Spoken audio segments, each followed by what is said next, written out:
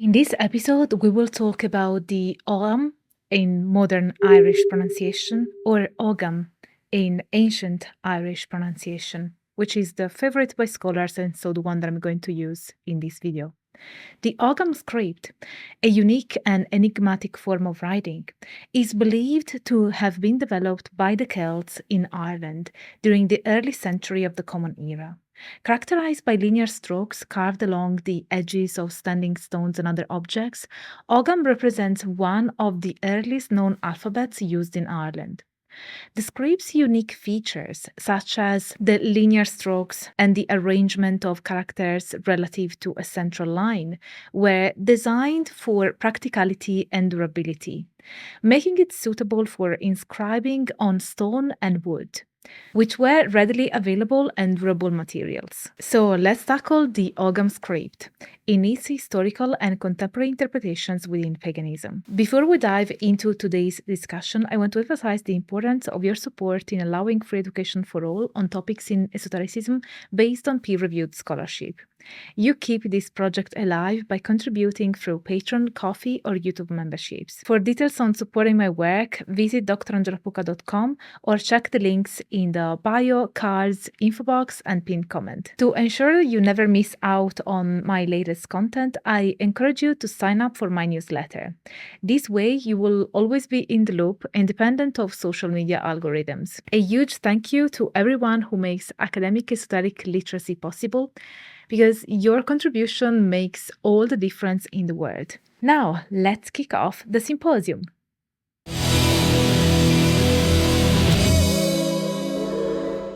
Hello, Symposiast. I'm Dr. Angela Puka, Religious Studies PhD, and this is your online resource for the academic study of magic, esotericism, paganism, shamanism, and all things occult. I'm happy to say that this video was commissioned by Daniel McGertel. Many thanks for supporting the symposium, and I hope you love this episode. The origins of the Ogham script, a subject of intense scholarly debate, adds to its mistake. While it is widely believed that Ogham was created in Ireland, possibly before the introduction of Christianity, there are differing opinions.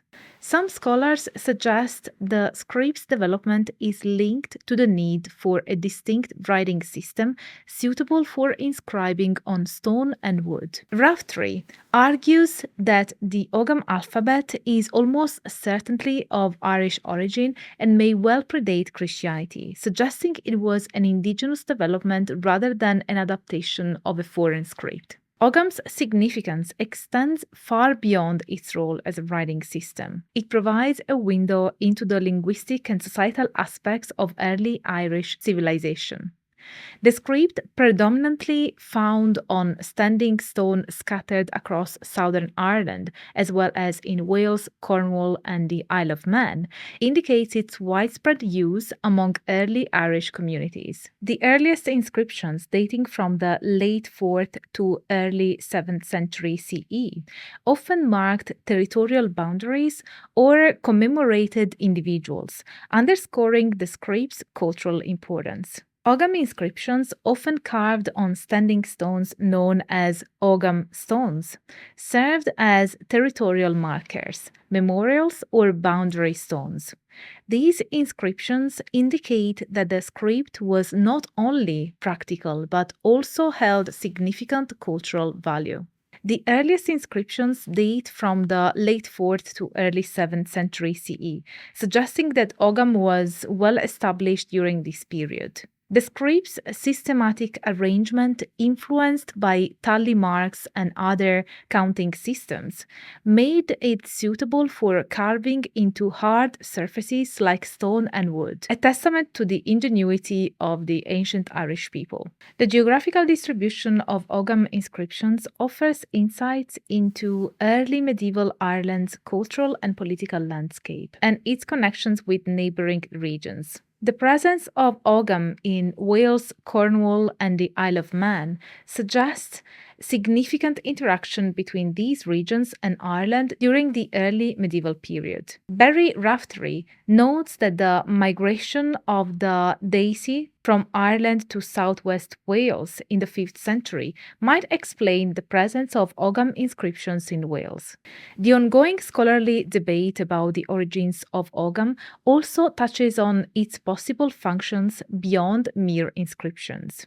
Some scholars propose that Ogham may have had a cryptic or symbolic purpose, particularly in political or military communication contexts. References in early Irish literature, such as the Táin Bo Cuailge, where the hero Cuchulainn uses Ogham to send messages and warnings during wartime, support this theory. Overall, the development of the Ogham script reflects a blend of practical utility and cultural significance, making it a unique and valuable window into the early history and society of Ireland and its neighboring regions. Now, let's talk about the usage of the Ogham script by Celts and Proto-Celts. When discussing the Celts, we must recognize that we refer to a diverse collection of populations united by a common linguistic heritage rather than a single homogeneous group. These groups, spread across various regions of Europe, shared the use of Celtic languages, a defining characteristic of the Celts. Numerous inscriptions on standing stones and various artifacts evidence the Celts and Proto-Celts use of Ogham. These inscriptions provide a rich source of information about the script's practical applications and its integral role in early Irish society. For instance, a hanging bowl from Kilgulbing East bears a brief Ogham inscription, dated to the early 5th century, suggesting that Ogham was used in everyday objects as well as monumental inscriptions. Similarly, a bone dice from Ballinderry Crannog, featuring Ogham strokes for the Roman numeral 5, indicates the script's familiarity and utility among the general populace. The most numerous and earliest Ogham inscriptions are found on standing stones across Ireland, particularly in the south. These stones often mark territorial boundaries or serve as commemorative monuments, underscoring the script's significance in delineating land and honoring individuals. The practice of inscribing stone blocks with Ogham characters likely continued for several centuries, although many inscriptions remain undatable on their own. As stone inscriptions declined, Ogham continued to be used in manuscripts. By the 7th century, the frequency of Ogham inscriptions on stone had diminished, and the script was primarily preserved in medieval manuscripts for scholastic purposes. This shift is evident in the Book of Ballymote, compiled between 1370 and 1390, which includes a comprehensive key to reading Ogham and other historical and genealogical treatises. The preservation of Ogham in manuscripts indicates that while its practical use in everyday contexts may have waned, its cultural and academic significance endured. Now, as mentioned, the Book of Ballymote is one of the most significant medieval manuscripts for understanding Ogham. This manuscript offers a comprehensive collection of historical, mythological, and genealogical texts, drawing from much older sources, providing a window into the medieval Irish worldview and literary traditions. The manuscript was compiled by various scribes under the patronage of Tomaltach Mac Donchada of Ballymote, a powerful chieftain in northwestern Ireland. It reflects the rich scholarly tradition in medieval Irish monastic centres, covering a broad spectrum of knowledge, including history, mythology, genealogy, law, and grammar. One of the most important features of the Book of Ballymote is its detailed key to reading Ogham. This key has been instrumental in modern script interpretations, providing contemporary scholars with tools needed to decode Ogham inscriptions. The key includes illustrations of the Ogham characters and explanations of their meanings and uses, greatly aiding in preserving and understanding this ancient script.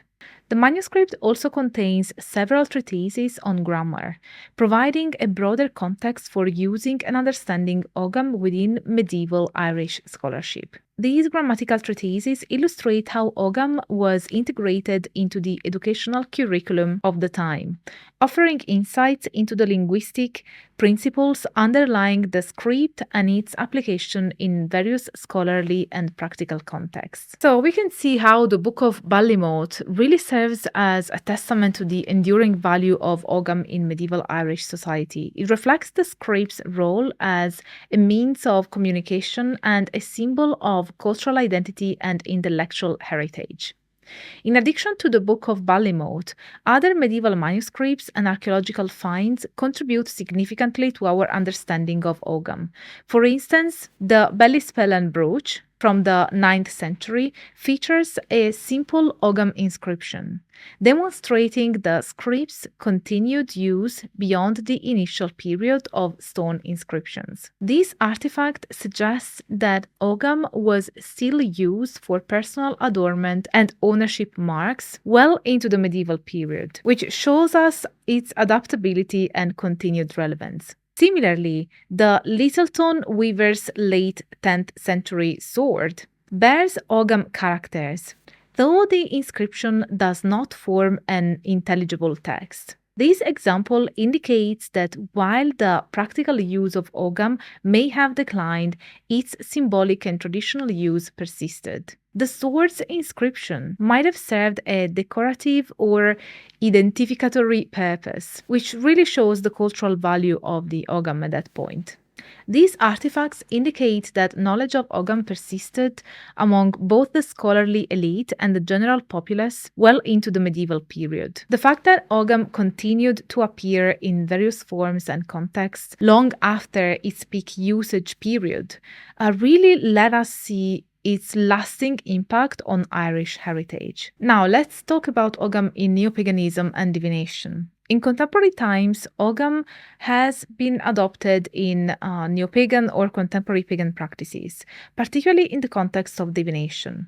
Modern practitioners often use Ogham symbols as tools for spiritual guidance, akin to how runes or tarot cards are employed in other traditions. This adoption reflects a broader revival of interest in ancient Celtic traditions and symbols within neo-pagan and New Age spiritual practices. The resurgence of interest in ancient Celtic traditions and symbols has led to the incorporation of Ogham in contemporary pagan practices as part of a broader movement that seeks to reconnect with pre-Christian spiritualities and practices. With its deep historical roots and mystical associations, Ogham has naturally found a place within this context.